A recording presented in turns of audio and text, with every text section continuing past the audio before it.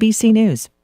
Let's see, if something costs less, but people are happier with it, that sounds like something to look into, and that is MediShare. Maybe you've heard switching to MediShare to pay for healthcare can save many families up to $500 a month, and that is huge. But it's also true that people are way more satisfied after making the switch, too. The member satisfaction rate for MediShare is double that of the typical health insurance plan. Double. MediShare works, too. It's been around for 30 years. Members have shared more than $5 billion of each other's bills. People love having telehealth and a huge nationwide PPO network. So, yeah, really, you can save a ton and like it better. Imagine being happy with how you're taking care of your health care. So if you're self-employed or part of the gig economy, or you just want a plan you're happy with, you can call right now. You'll get a price within 2 minutes. So see what you can save. This is a very, very smart use of 2 minutes. Here's the number you need. Call 877-26-BIBLE. That's 877-26-BIBLE. 877-26-BIBLE. Officials say last night's shooting at Morgan State University in Baltimore started as a dispute. At least 5 people are injured. ABC's Faith Abube is at the scene. Gunfire erupting on the campus of Morgan State University in Baltimore in the middle of homecoming week celebrations. Students and alumni running for cover in nearby buildings, telling us they heard multiple rounds of gunfire around 9:30 p.m. Everybody just kind of started screaming and alerting the people next to them that there was an active shooter and that we should all kind of like brace ourselves. It was terrifying because I'm away from home. According to police, the shooting wounded at least 5 people, all of them with non-life-threatening injuries. But no arrest immediately reported, the FBI joining the investigation. Pope Francis presiding over historic meetings at the Vatican. ABC's James Longman is in Vatican City. The synod will last most of this month, and for the first time, lay people and women will vote on specific issues alongside bishops and other clergy. That is a radical change, and it is seen as part of Francis's effort to make the Vatican a more inclusive institution with less of a focus on hierarchy. Some 450 attendees will discuss some of the most controversial issues of the day, including the role of women and greater inclusion of LGBT people. The new Forbes list of the richest Americans, still on top, Elon Musk, worth $251 billion. Next, Amazon's founder, Jeff Bezos. This is ABC News. Uh-oh, Brad's buzzed. Oh, yeah? Yeah, he's starting with the woots. And now a speech. I just want to say that friendship is about heart and brain. Who's with me? Good thing is, he knows when he's buzzed. And my brain is saying, when it's time to go home, somebody call me a ride. Love that guy. Me too. Know your buzzed warning signs? Call for a ride when it's time to go home. Buzz driving is drunk driving. A message from NHTSA and the Ad Council. I'm Michelle Franzen, ABC News. End-of-life decisions are hard. Be it pre-planning or sudden loss, you need to have an advocate in your corner, which is why I wholeheartedly recommend Drennan and Ford Funeral Home and Crematory in Port Angeles, the only locally owned funeral home and crematory in Clallam County. Their expertise ensures a smooth process, so you can focus on healing and being with your loved ones. Their help through the darkest time in my life will forever stay with me. Call 360-457-1210. At Olympic Peninsula Title, we wear a lot of different hats. We're investigators, analysts, and the protectors of property rights. We seek a high standard of accuracy. Our commitment to exceptional service strengthens our mission. We reduce risk. We stay on top of the current issues affecting property rights. We sweat the small stuff to give our customers the peace of mind they deserve. When it's time to choose a title company to close your transaction, opt for Olympic Peninsula Title. Locally owned and family run since 1981. KONP News brought to you by RE/MAX Evergreen Real Estate Outstanding Agents. Outstanding results, 457-6600. National Telecommunications and Information Administration awarding a total of $1 million to the Lower Elwha Clallam Tribe and the Skokomish Indian Tribe for their broadband infrastructure projects. The tribes will split the grant equally. The Lower Elwha will use the funding to install 2 communication shelters and initiate site prep for a future installation of 2 towers, with an ultimate goal of providing broadband access to 268 unserved tribal households in the foreseeable future. Here's your News Radio KONP forecast. Mainly cloudy skies expected this afternoon with daytime highs approaching 63. Northwest winds 5 to 10 miles per hour. Mainly cloudy skies expected again tonight. Lows level off around 49. Ample sunshine expected tomorrow. Highs level off around 64. Temperatures a bit above average Friday and Saturday with highs in the upper 60s. I'm weatherology meteorologist Paul Trombley. Currently, it's 58 degrees.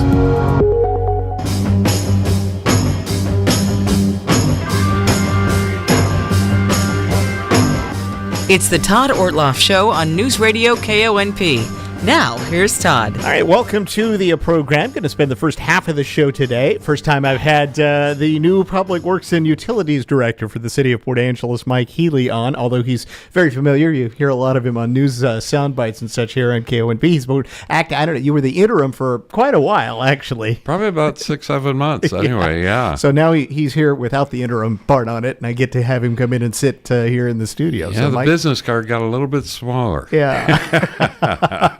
Mike, real quick, first off, just a little bit about you and, what your career path has been that has led you to here, a place that you say, hey, there's something about this, it grows on you. I'll be honest with you. I grew up on the south side of Chicago, went to work for the city of Chicago at a young age, and started out on the back of a garbage truck and ended my career in the mayor's office after having been the assistant airport manager at a little place called O'Hare during the... My goodness, I did not know this about your background. Oh, wow, yeah, okay. Then I put the city manager hat on for a little while and got back to Public Works, thankfully. And so Public Works goes right back to your very first gig. It really Basically, does. You're all about the services and things out there on the streets. Frontline services, and never 2 days that are the same. It's just wonderful. That's what's really attracted me to it. So you must have been crazy to say, oh, they have this interim job. I guess I'll put in for it up in this little place called Port Angeles. Well, the wife and I were sitting in retirement up in our home just outside of Yosemite, and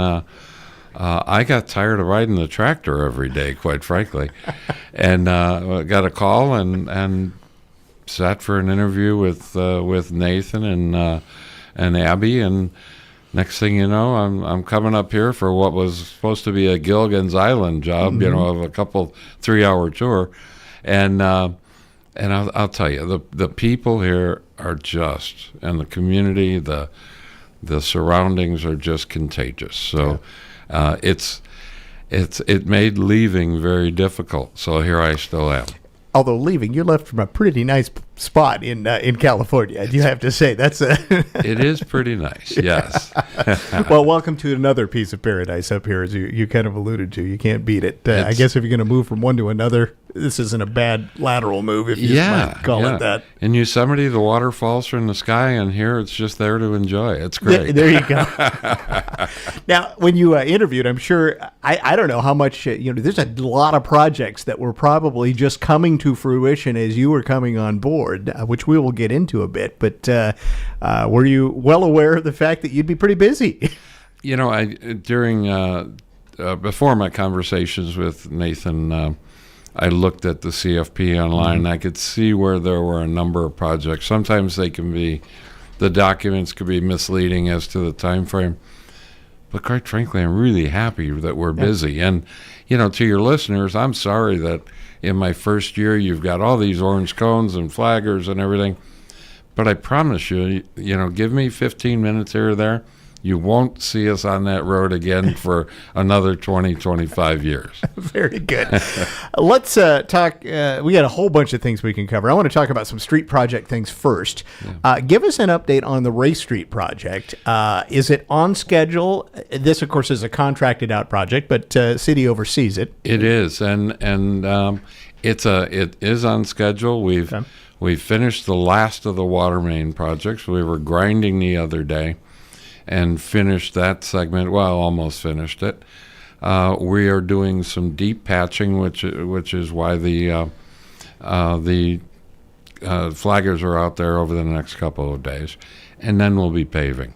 Okay. Weather permitting. Yeah, right. And next week's not looking too good, but we may sneak in there a day or two if materials are available and get this thing done really quickly. Now, I talked with your boss about this back when this was going on, was an opportunity to kind of, do some of the utility work at the same time that this was happening. And that was, I don't want to call it an add-on, but maybe it was a bonus time. And that kind of made the project probably a little bit more intricate, if you will. I think one of the things that frustrates me the most is when you don't have the money available to do the utility work when you're doing street projects.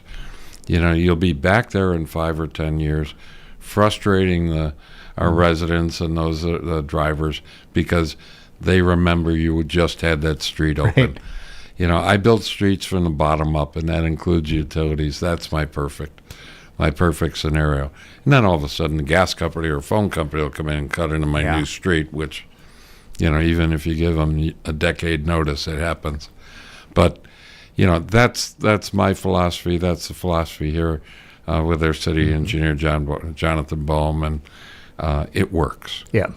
Jonathan talked just about that too, and it really was kind of became more of a project in some ways and maybe less of a project in others, but in the long run it's probably a better thing because you're getting new pipes in the ground and things taken care of that need to get taken care of. Absolutely. You've got $1 million in water main improvements and $4 million in road improvements. So there's no sense throwing away a $4 million road to do a $1 million water main project 2 years from now. Right. Now, I live going up that road. I'm as frustrated as the rest of them. I'm ready for it to be fully open all the time. So I'm glad to hear it's on time, and I'm going to be patient. Absolutely. I'm going to give you your 15 more minutes. Well, and I thank you for your patience as well. Yeah.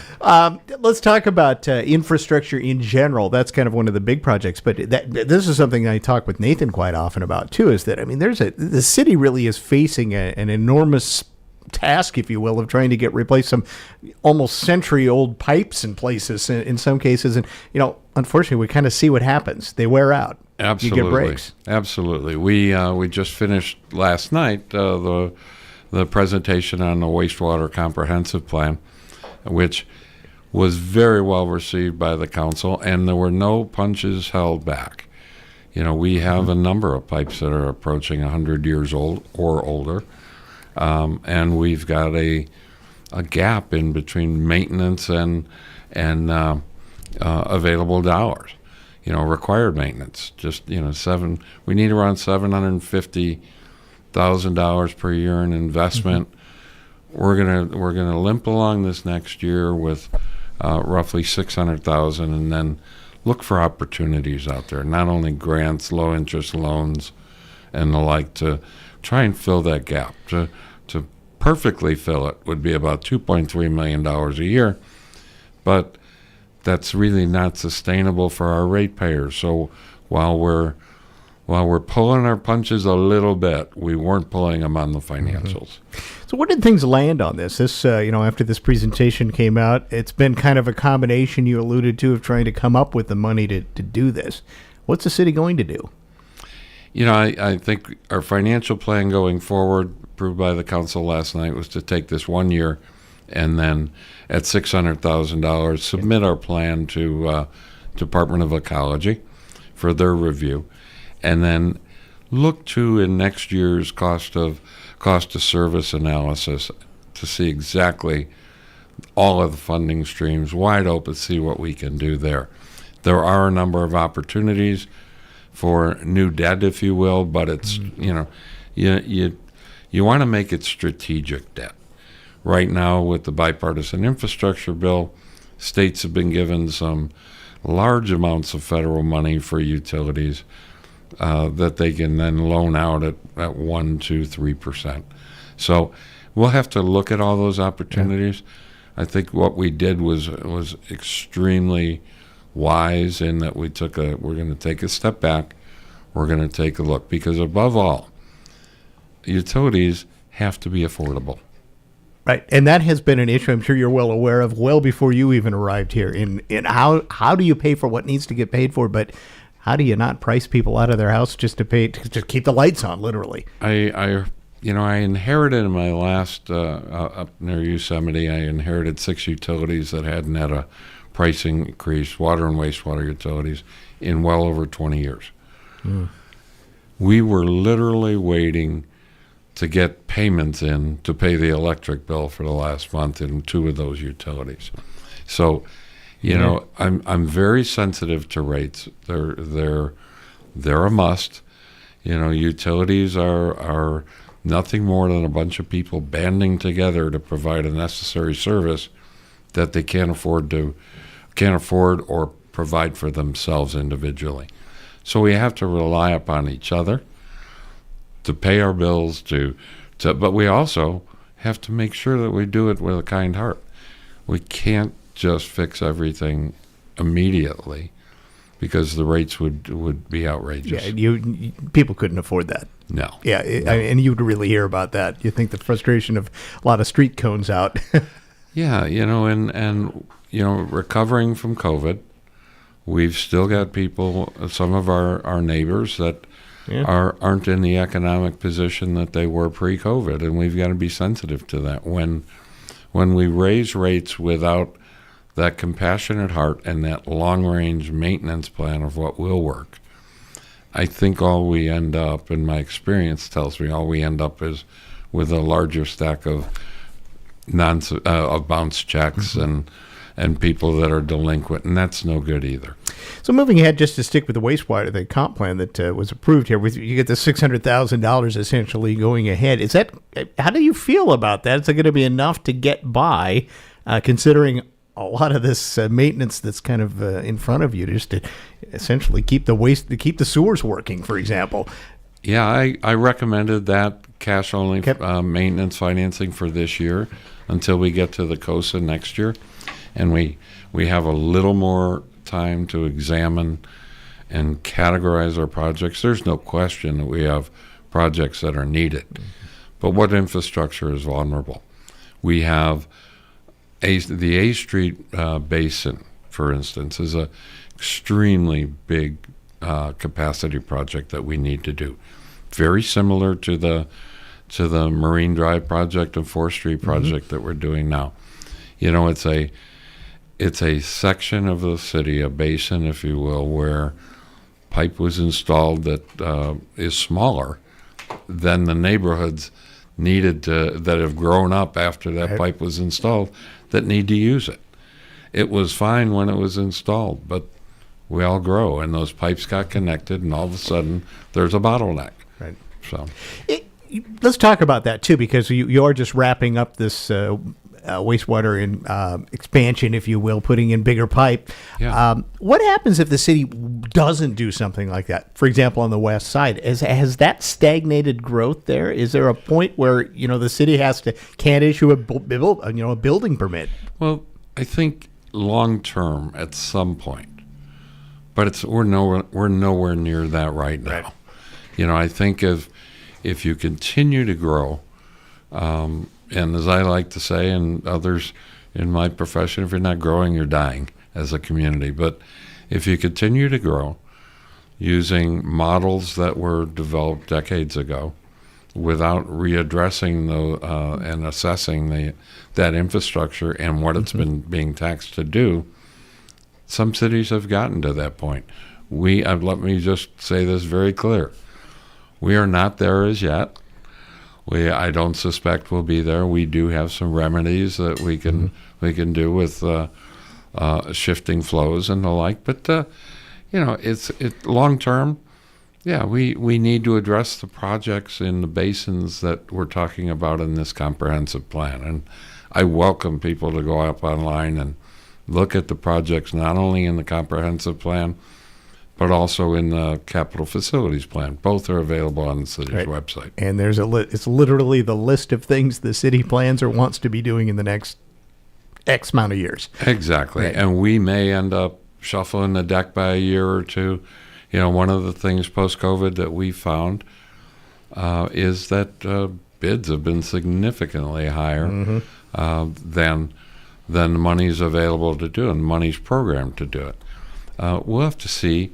I'm the eternal optimist. I see trends where the market is stabilizing a little bit. I think some of those contractors that just weren't ready to come back are back now, so it's providing more competition. Right. Hopefully that'll be reflective in bids. All right. So big project. I mean, there's a couple of things we just ticked off there as far as your big projects go. We had the Ray Street project. Give us a few other updates, as you will, as to what's going on the street level in PA. Yeah. Well, we've got the city pier railing, right, which will start up again with product being delivered and being installed right after the Crab Fest. As we talked about Ray Street, the paving will be very, very soon. That little section of sidewalk down near the pier that we've been looking to get federal clearance because there's a storm drain under there and all that.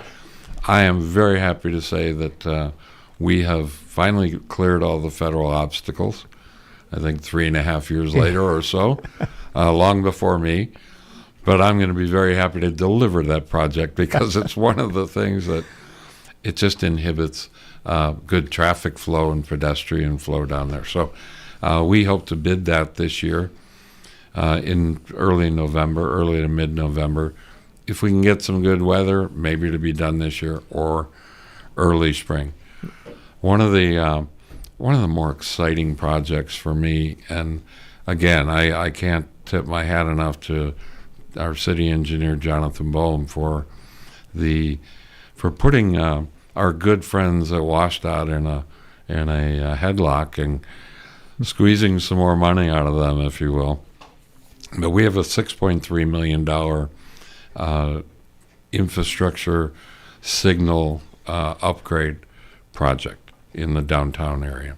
Now, you know the peeps and cuckoos for handicap and the like.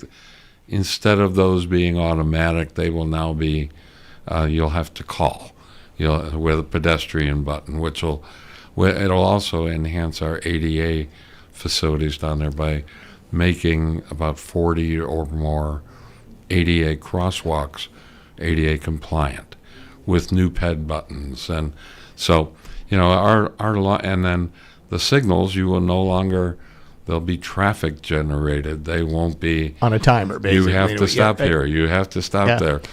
Because I can tell you there's frustration many times where you're driving along Front or First Street, there's nothing on the side street, and bam, you got to stop, and you're wondering, look at me stopping here for 2 minutes, 3 minutes, what it might be. On Saturdays and Sundays, I walk the Pier Railroad, the Discovery Trail, and then I get back in my car and go down Oak Street, and I have to stop at First, and I have to stop at Front, rather, and then I make a left-hand turn and have to stop at Lincoln. So that said, when is this signal project going to happen then? We'll start the design in spring of next year. Okay, so relatively soon, will there be something new coming for the downtown as far as that goes? Plus some sidewalk repairs and the like in that general area as well. Of course, the increase in the Transportation Benefit District, that's significant, I think, for your department in the sense it's going to generate some dollars that specifically, if I understand this right, going to help with maintenance. I mean, you're filling potholes with this kind of money, if to put it succinctly. Absolutely. And I want to take this opportunity to thank the council. The state legislature gave the authority to make this a councilmatic decision, and they stood up and realized the financial constraints that the general fund has on funding streets and street maintenance and specifics. Not the big street projects that we go out and get grants for, or the safe routes to schools grants or the bicycle grants, but rather filling the potholes, getting new curb, putting up new signs, getting this and that, all that stuff that goes on every single day that I guarantee you gripes everybody. That if that pothole is right in front of your driveway, I hear about it. If it's in front of somebody else's driveway, I eventually hear about it. That's the phone ringers, aren't they? Exactly. Right. Love them all. Love talking to them. What, as you kind of look at your job and everything that's kind of laid out in front of you, what do you see as the biggest challenge for public works and utilities in PA? Short term, longer term. I'll just kind of leave it at that. Yeah, I think short term, making those improvements to our transportation system, not only the roads, but making the roads welcome for pedestrians and bicyclists, and sort of taking that, not necessarily just PA, but it's everywhere, taking that 70s. This is a road model.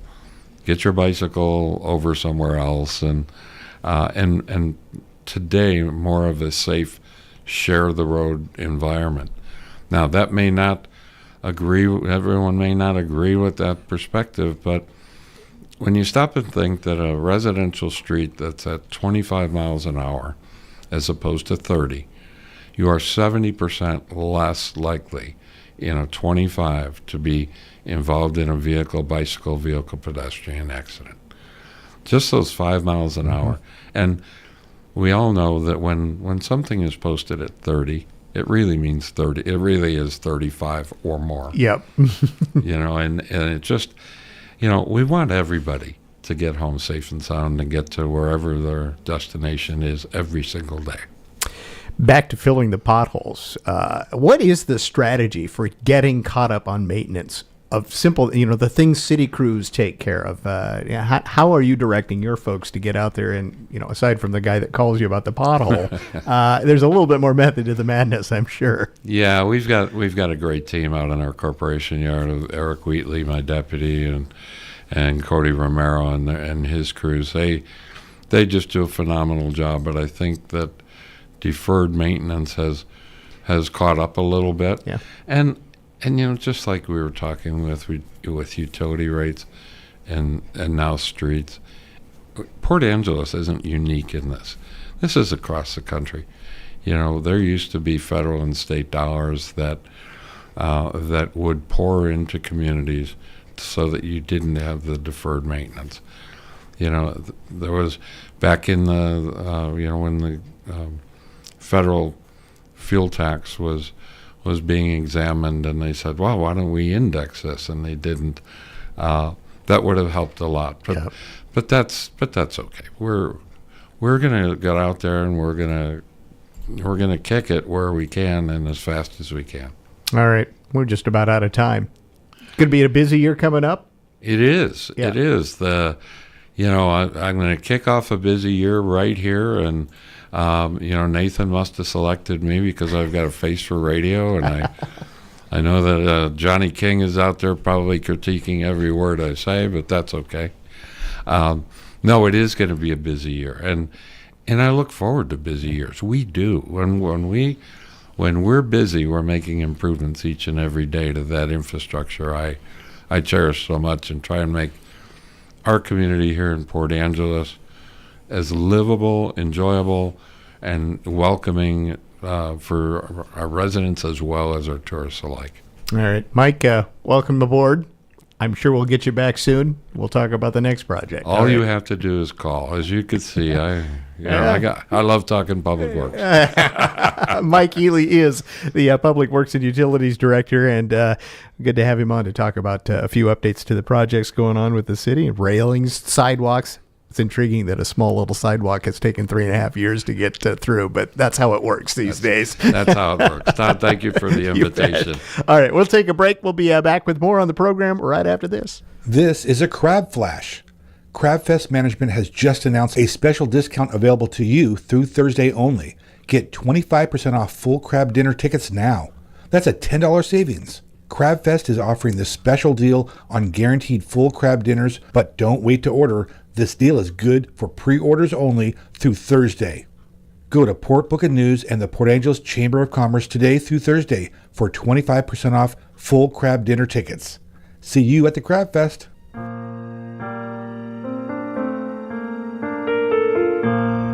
Hello, this is Amanda Huff with Swim Valley and Harper Ridgeview Funeral Chapels. I'd like to take a moment to tell you about a new, exciting, and environmentally friendly development in the funeral industry. It's called Natural Organic Reduction, or simply Terramation. Perhaps you've heard of it. Terramation is a process in which the body, after death, is returned to the earth in a carbon-neutral, eco-friendly manner. The process takes place in a controlled environment, and all that remains is a natural, odorless, compost-like material.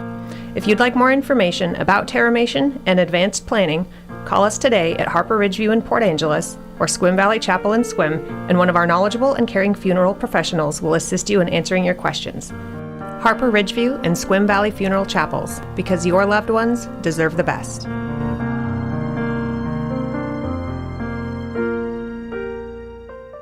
good thing about these cooler seasons? You spend more time inside and you get new perspective on your surroundings. The kind of perspective that sets out those voices in your head. The ones that say, hey, look at me. I'm getting old. I'm worn out. I'm dull. I'm dirty. Replace me.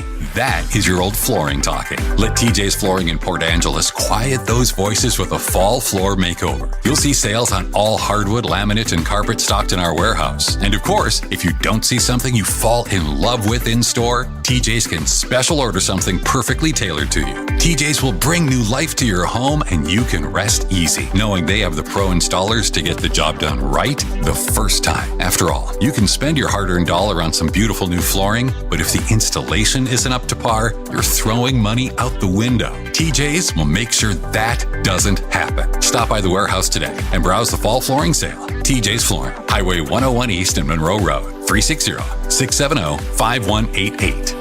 Red Carpet Car Wash in Carlsberg salutes our military veterans, active duty, and first responders each and every day. This isn't a special or a one-time deal. 365 days a year, Red Carpet offers 10% off all services to this special group. Please let them know who you are so they can honor you. And for Purple Heart recipients, you'll receive a free wash anytime, every day. Please accept our appreciation for your service and sacrifice. Red Carpet Car Wash, open Monday through Sunday, 8 till 5.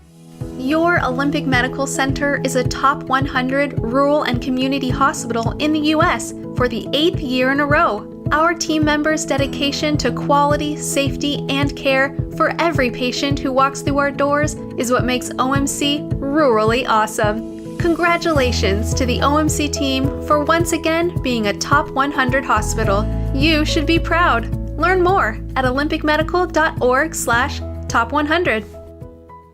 Did you know that hot water accounts for 15 to 20% of your electric energy use? Hi, this is Clallam PUD. Let's talk about heat pump water heaters, or hybrid water heaters. A heat pump water heater uses fans and an evaporator to efficiently extract warmth from the surrounding air, saving you up to 60% on your electric water heating costs. The PUD currently has an instant rebate of up to $900 when using a participating installer, or $600 if you're installing it on your own. Plus, the federal government is offering a $2,000 tax credit. Visit clallampud.net for more information.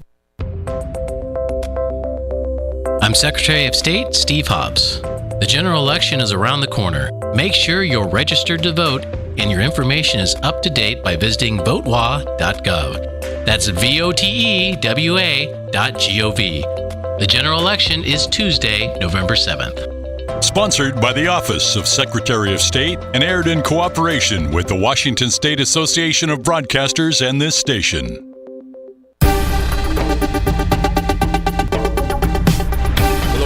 State News Network, I'm Rob Francis. Kaiser Permanente hospitals officially went on strike this morning, and while a handful of states, including Washington, will see picketers outside of hospitals, you won't see them in Eastern Washington. Their contract doesn't expire until the end of this month, and a vote to approve a strike is yet to be taken. They'll do so on October 12th. Some workers in Southwest Washington are striking as they are affiliated with Kaiser Permanente in Oregon. Workers are asking for $25 an hour minimum wage and say understaffing is at critical levels. The strike has been approved for 3 days. The FBI announcing the results of an operation to investigate crimes against Indigenous women and children in Seattle and 9 other cities. Operation Not Forgotten investigated over 220 cases and made several arrests, including a fugitive who had been on the run for years. The effort was part of the FBI's broader missing and murdered Indigenous persons strategy. And Kitsap County sheriffs looking for a pair of men believed to be responsible in the shooting death of another.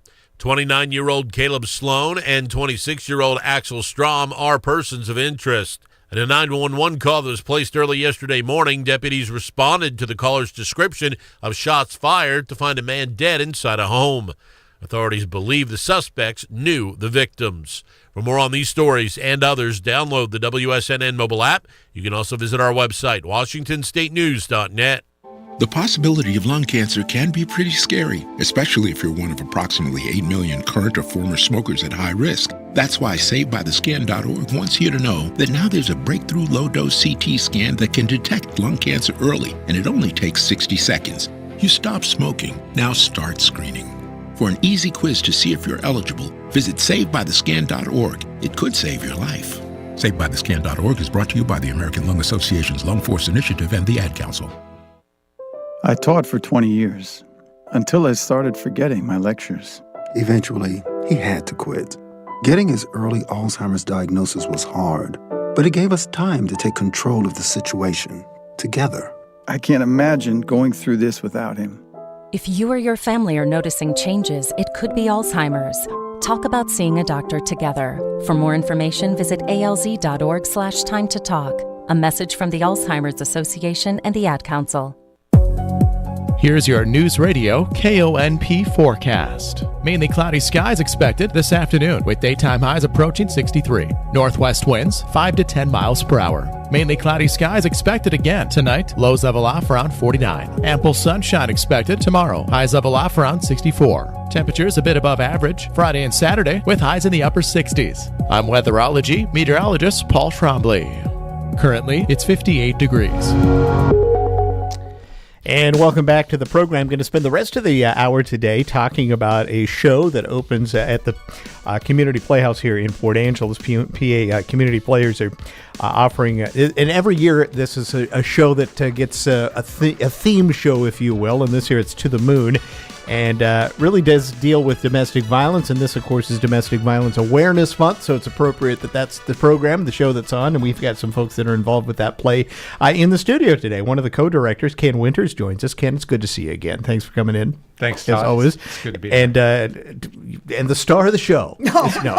Lynn Murphy joins us as well. Lynn, it's good to have you here, too. Thanks for coming down. Ken, you and Mindy Gelder actually co-directing this together. Mindy couldn't make it, at least at this point, but I'll start with you. Let's talk about this show in particular, what it's about. It's adult-themed, but it really is it's kind of, suffice to say, it's an entertaining way to try to raise some real awareness about a very serious issue. Absolutely. If you remember, the Netflix series Made was very popular about 2 years ago. I mean, this theme is a difficult subject matter, but when it's presented in a life story and real events, which this play is based on, it can be quite captivating, and that's what this play is. It was started in 2021. The playwright interviewed up to 200 domestic violence people, and she created these composite characters based on those real-life stories.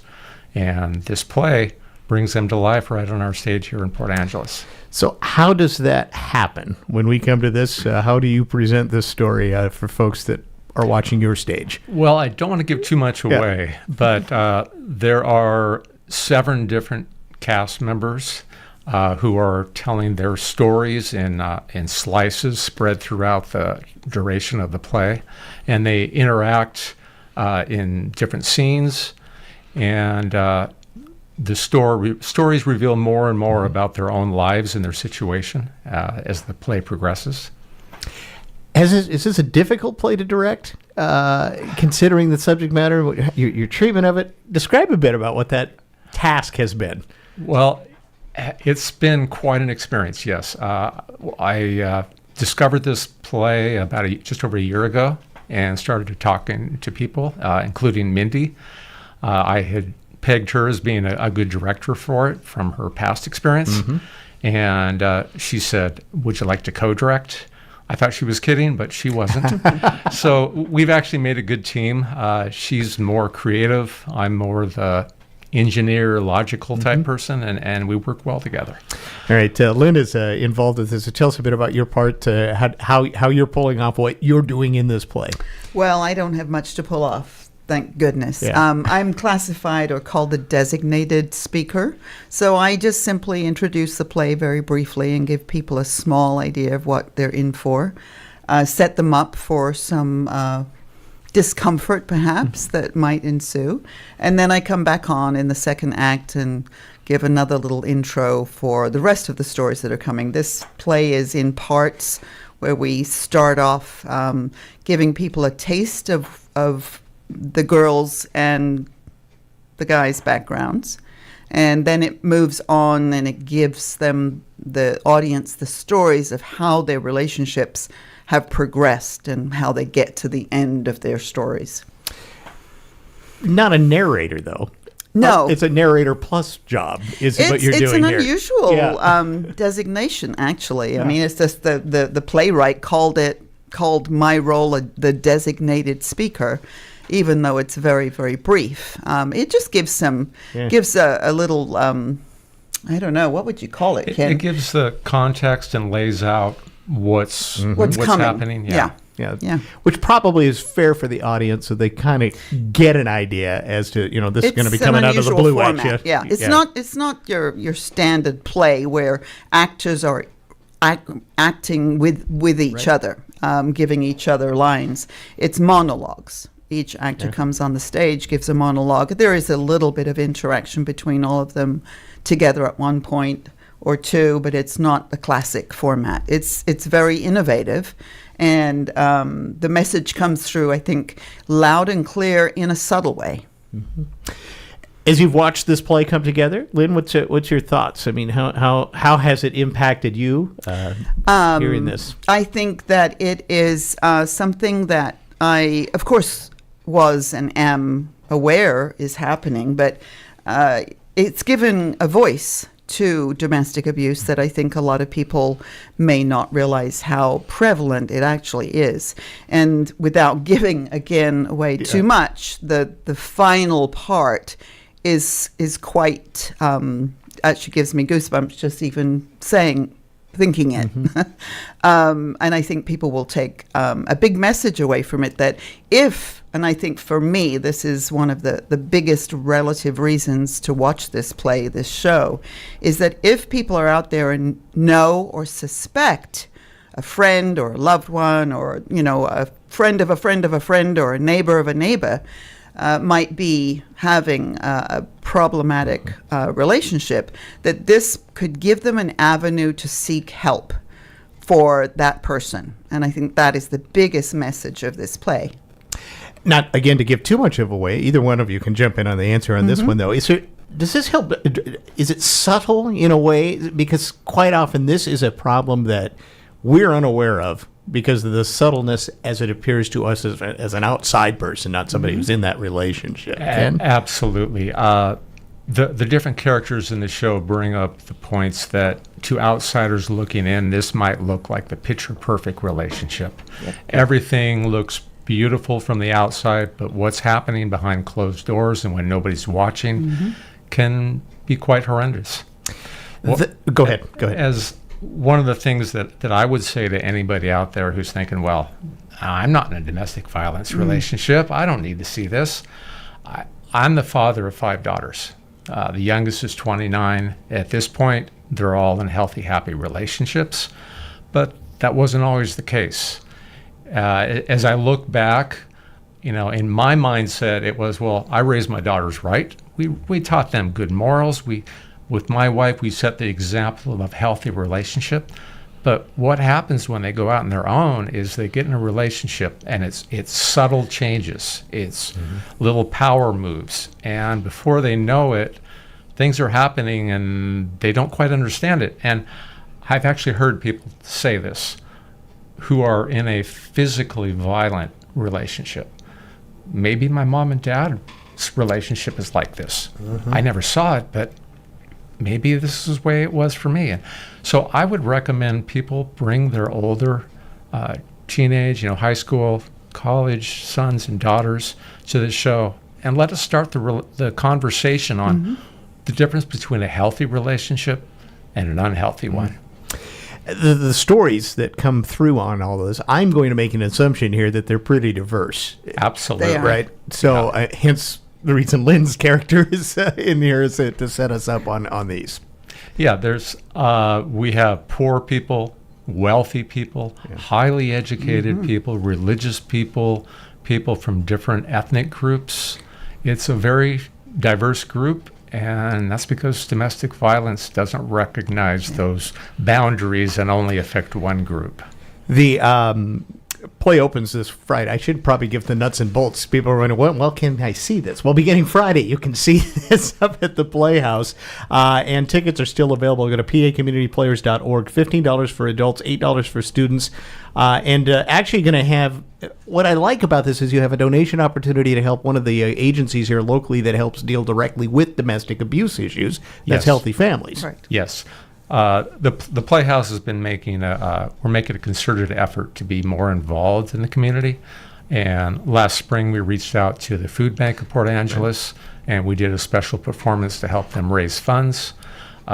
This year we wanted to make this play beneficial to healthy families who are actually working with this issue. So we have, when people buy their tickets, there's a donation opportunity.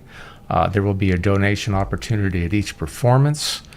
We're trying to give them press coverage and publicity because of the important work they're doing. So, yeah, they are a big part of this. One of the things, and I know you can't really speak for Mindy, she's not here, but she comes from the world in counseling, where she's part of her job is dealing with some of these issues directly and helping people through this in family crisis and all of that.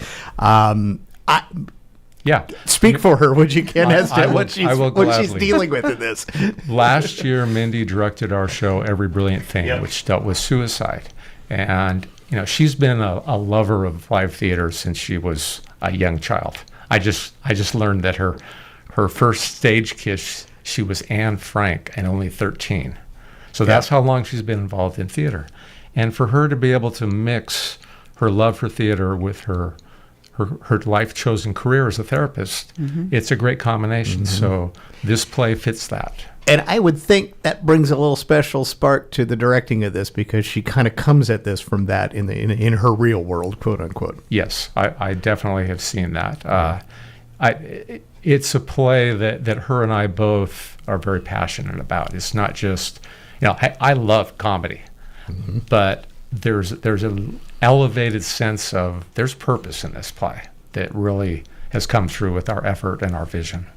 Okay, so this is going to run October 6th through the 15th. So you've got Friday, Saturdays, and Sunday, a matinee on Sundays. Two Tuesdays? Did I read this? Or just the one Tuesday? Okay, coming up. And you can get your tickets, as I mentioned, go to pacommunityplayers.org, which I just want to lead into before we run into some things just about PA Community Players in general, because Ken's on the board, and there's a lot going on with your organization. You kind of alluded to one thing, is trying to get out into the community more, as your name implies. Tell us a bit give us an update as to what's going on with the players. Well, with the pandemic hit, we had to go black for a while. But we also had some people move into the area with some incredible talents. And one of those people is our set designer, builder, Tim Thorne. And right now, he is painting the outside of our building. Gorgeous, stylistic new paint. It's looking fabulous. We're doing a complete set shop reorganization. We moved literally every piece of wood and equipment out of our massive set shop and built new shelving and storage units, and we're slowly moving everything back, hopefully in the time for the opening of the show. But it's usable as it is right now. We have 4 more exciting shows coming up this year, and one is the third in the trilogy of Christmas at Pemberley. And what's interesting this year is we've delayed the start by a week. So the final 3 performances are December 21st, 22nd, and 23rd. Oh, so right at Christmas. So, a lot of people have out-of-town guests who come in right before Christmas, and this is just a great event to go to. Absolutely. And people like those. I think they're excited the trilogy's continuing. Yes. They've liked the previous 2 runs of what was going on. But To the Moon is the next one up, and it's I guess a very, as I mentioned at the beginning, an entertaining way to approach a very dark and tough subject. Yeah, there will be great drama. These actors are absolutely fabulous. I was amazed at the quality and how they developed throughout the rehearsal process. There will be times of a little laughter. It's important to have a little pressure release on your emotions. So there's some humor spread throughout it. There will be some times of warmth, And I got to say, this is not a male bashing show. I mean, statistically, yes, females are far more prone to a violent victims of a relationship like this, but this show portrays males can be both good and bad. Okay. Again, dynamic like the subject itself as well. Lynn, you're just one of the parts in all of this. I'm assuming that you have cast members that are doing multiple parts. Is that correct to assume in this, that they're going to they have to do more than one monologue? They're doing more than one monologue, but it's the same character. Got it. So they return back with another monologue. Yes. Okay. So the character's story evolves throughout the play. Okay. There's another little nugget for us to know. It's not just a one-off about somebody's story. You're really going to see them develop through the run of this. Yes. As other stories get told and weave together in the magic of theater. That's they right. call it, right? It is magic. So,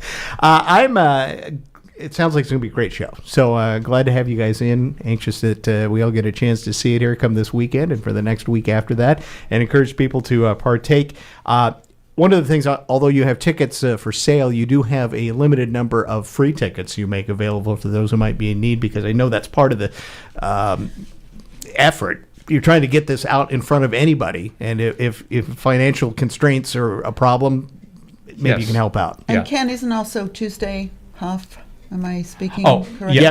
That was my next. I was going to say, plus then there's Tuesday. Yeah, we need to promote so Tuesday. the free pass thing is, a lot of times the controlled member in a domestic violence relationship doesn't have free access to money.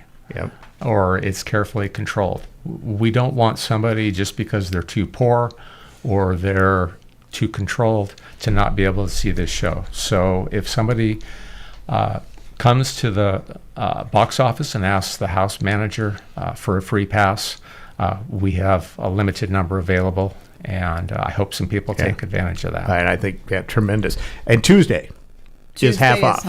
Right. Half price, right. Come on half price Tuesdays. Can you get those? You can get Tuesday tickets online? Yes. If I go to be just like you can reserve Tuesday tickets, but that's at full price. But if you show up at the door, you get them half price. There you go. I knew there was a nuance to that. Yeah. So, all right. Well, it's going to be a great show. But wait, there's more, as I like to say. If you would like to go to the show, I've got the next 3 callers. If you haven't won anything from us here at KONP in the last 60 days, I have 3 pairs of tickets to go to any of the dates, actually, if I read this right. Dorian's going to pick up the phone. Give us a call, 457-1450. You can use this for the October 6th or 7th, 7:30 p.m., or the October 8th matinee show. I have to make sure I got this for all 3 of these sets of tickets. Yes. Yeah, Lynn, go ahead. Todd, may I add one thing that I'm not sure we made very clear? Is at the end of each performance, there will be representatives from healthy families to talk to people if necessary, Excellent. give a business card for a telephone number at the very least. So it's not just for people that are, just coming to see the performance.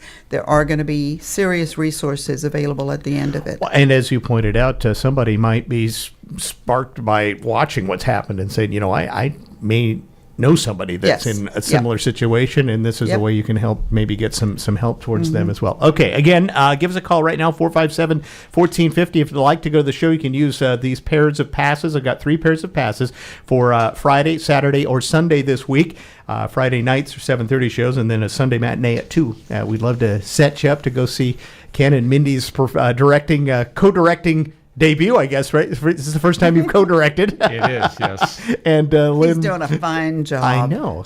Well, you shouldn't be surprised. No, right? we're not. Yeah. And Lynn, it's great to see you again. Thanks for coming down. You're and welcome. For stepping into this role too as well. To the Moon is the name of the performance put on by the Port Angeles Community Players, and we will take a break and wrap up our show right after this. Red Carpet Car Wash in Carlsberg salutes our military veterans, active duty, and first responders each and every day. This isn't a special or a one-time deal. 365 days a year, Red Carpet offers 10% 20% off all services to this special group. Please let them know who you are so they can honor you. And for Purple Heart recipients, you'll receive a free wash anytime, every day. Please accept our appreciation for your service and sacrifice. Red Carpet Car Wash, open Monday through Sunday, 8 till 5. Saving on your home improvement projects is almost as important as the service you should receive.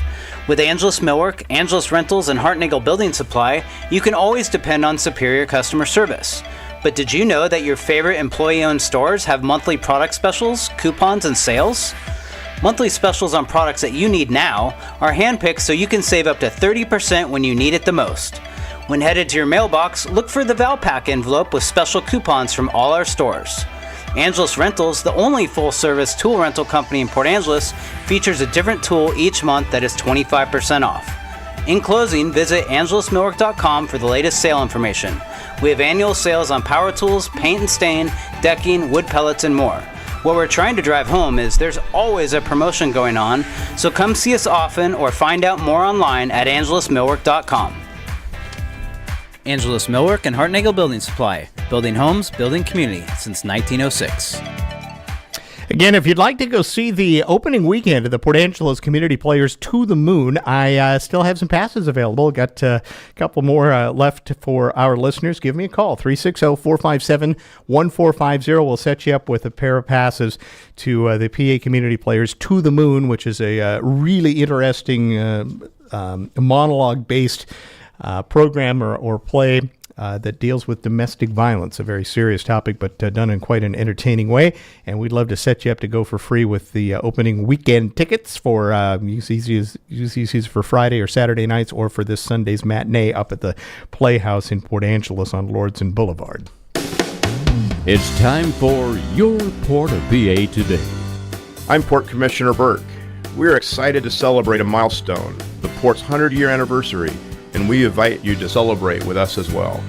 In 1949, the U.S. military transferred Fairchild Airport to operate locally by the Port of Port Angeles. More recently, the port modernized and expanded its marine terminal services to handle a mix of bulk and break bulk cargoes.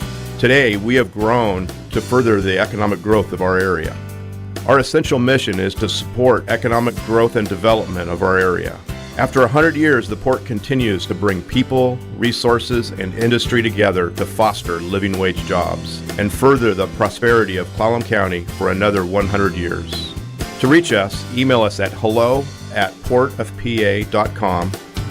This has been your Port of PA Today. Explore portofpa.com. This is the Todd Ortloff Show on Newsradio KONP. Hey there, Dawn Riling with Olympic Hot Tub. This month, during our 7th annual Founders Event, a portion of every hot tub and swim spa purchased will benefit Artists Trust. Now more than ever, it's critical we help sustain the amazing artists and arts organizations so vital to us in the Pacific Northwest, and you can help make a difference. Learn more at olympichottub.com. Better you, better life. Olympic Hot Tub. When disaster strikes. This is a large, violent tornado. The intensification of this storm we have never seen before. Debris started falling out of the sky, pieces of shingle and wood. Get the latest developments on the ground. The school is completely destroyed. Frantic rescuers race to pull children from the rubble. Every block will be checked for any signs of life or death. When you can't see the whole picture, let us paint it for you. This is ABC News Radio. Online at myclallamcounty.com. News Radio KONP, Port Angeles, Squim, a Radio Pacific station. From ABC News, I'm Lindsay Davis, anchor of Prime, streaming weeknights on ABC News Live. One day after Kevin McCarthy was ousted, several contenders have entered the race to be the next Speaker of the House. ABC's Stephen Portnoy reports. There are two declared candidates thus far. One is Ohio's Jim Jordan. The chairman of the Judiciary Committee was founding chair of the House Freedom Caucus. He's a fierce defender of former President Trump and a lead proponent of the impeachment inquiry into President Biden. House Majority Leader Steve Scalise, who has long served in top leadership posts, has also announced a run for the gavel. Scalise is currently battling blood cancer. A vote could come next week. Former President Trump back in a New York City courtroom for day 3 of his civil fraud trial. ABC's Aaron Katersky has more. Trump does not have to be here, but he speaks frequently in the hallway to reporters complaining about the judge and also the woman who brought the case, New York Attorney General Letitia James. The $250 million lawsuit brought by the AG accuses Trump of inflating the value of his properties by more than $2 billion. 75,000 healthcare workers from Kaiser Permanente in 8 states are on the picket line. Unions representing workers accuse Kaiser executives of intentionally keeping facilities short-staffed in order to boost profits. Sarah Levesque is picketing in Springfield, Virginia. We need more people in, and in order to get more people in, they're going to have to pay market wages. The union wants a starting wage of $25 an hour, $4 more than Kaiser is offering. Officials say last night's shooting at Morgan State University in Baltimore started as a dispute. At least 5 people suffered non-life-threatening injuries when gunfire erupted in the middle of homecoming week celebrations. So far, no one is in custody. Members of the public paying their respects to the late California Senator Dianne Feinstein. Her casket lying in state at San Francisco City Hall.